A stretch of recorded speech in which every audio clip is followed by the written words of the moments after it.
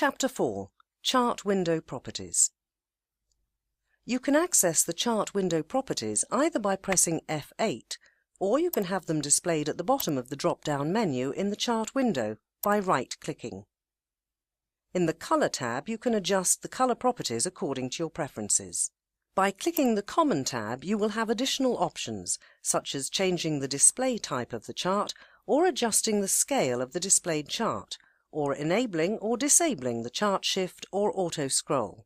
The most important feature of this tab is the Display Adjustment section, where you can enable the display of the OHLC indicator. This indicator will display the values of open, high, low and close prices for a specific time period. You can have the ask line displayed, which shows you the current ask price, and it is displayed as a red line by default.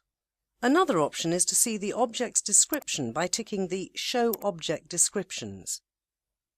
By pressing Reset, you may bring the settings back to default state. Thank you for watching.